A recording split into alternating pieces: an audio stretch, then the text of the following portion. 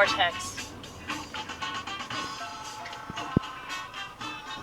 I don't think I've ever cried so hard in my life. I'm kidding, that's not true. That's not true at all. I'm sure I've cried way harder. But let's just say all I could smell was saline during that service. I couldn't even smell the incense. Just saline. Saline has a very distinct smell. And I remember when I was on an anti-depressant a while back, I remember thinking to myself, I'd give anything to be able to smell that again. And it's really cool. I just got out of like a little over an hour-long service at the Orthodox Church. We were singing and singing to the priest sings back, and it was good because, you know, I could cry whenever the priest was singing, and then I'd like wipe my face and then sing my part. But hey, you know, I was thinking about how nobody understands mental illness. Medical professionals don't understand it. Clergy doesn't understand it. You know, government. Well, actually, no, I take that back. I think that the government does understand mental illness. I feel like the government is probably the only faction of people that understands mental illness. You know, the elite are banking on our ignorance of this particular subject, and because they're right 9.999 times out of 10, they are right. And so there aren't too many grosses in the world that are conscious enough to want to know more about themselves, and in knowing more about themselves, they figure out the world in the process. But yeah, like, I don't expect people to understand my experience. I don't expect people to understand, you know, my thoughts or my feelings or anything. But, you know, people that have a lot of unpleasant stuff that they deal with inside their head, you know, they're going to turn to really bad people. Maybe they're not bad people. They might be good people, or, you know, relatively decent people, but they work for bad institutions, and they work for bad ideas. Like, it's okay that I'm not perfect. It's okay that I struggle. It's okay that I have a hard time. That's fine. Because I can bawl my eyes out in church now. And that's fine.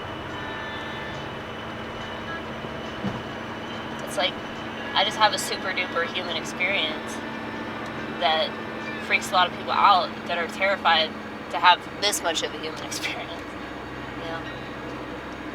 But I'm really blessed in my desire to understand things and my desire to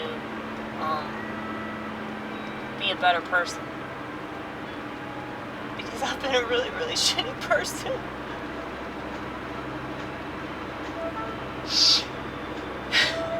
And I don't deserve anything that I have, you know? I really don't. So it's just, it's a blessing to, I know this sounds kind of messed up, but it's like a blessing to be a sinner, because I know the one that provides me my salvation, and I don't think that people get that. So it's like they either have to keep sinning and justifying it because they think that God doesn't love them, or they are just like terrified of God's punishment all the time. Which, I don't know, I actually think in certain ways that's worse. Because it's fear. It's not fear of God for the right reason. It seems more to be like pride and ego and, oh no, I'm not following the rules, you know? I guess that helps some people. It doesn't help me though. It just makes me fucking insane, you know? Very obsessive compulsive. And so like I'll obsessive compulsively worry about God sending me to hell, or obsessive compulsively worry. You know, it used to be like when I was growing up, when I was in school,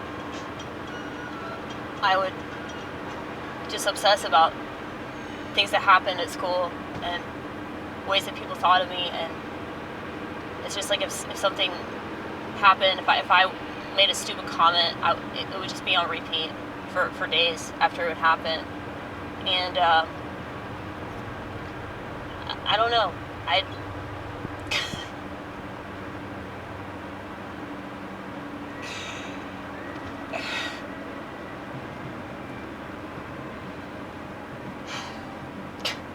already cried so much tonight, and it's just like,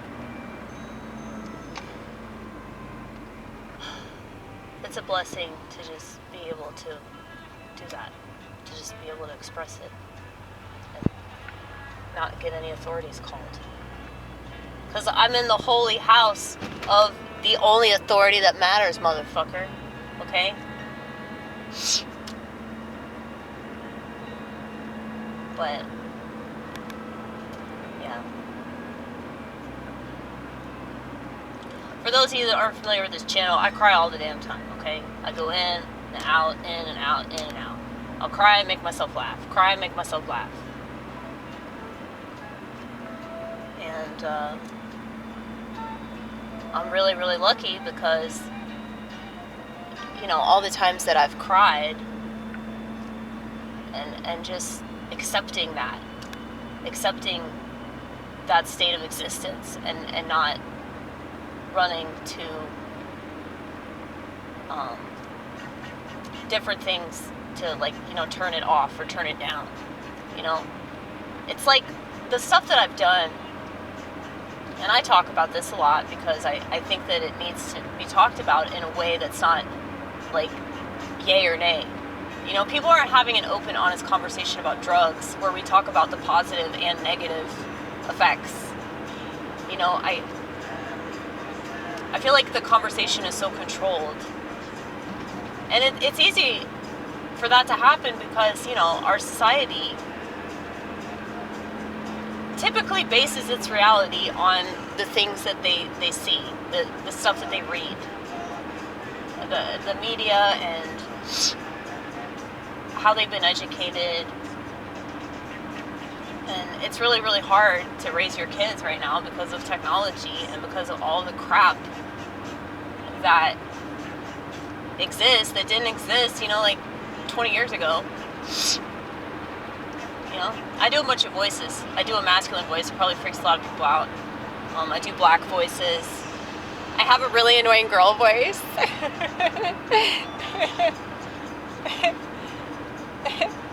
You know how they laugh at like nothing? They don't know what's funny. I don't think women know what's funny.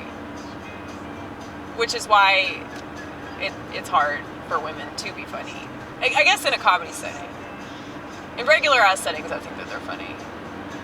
But it's because they don't try to be funny, you know? When women try to be funny, they're not funny.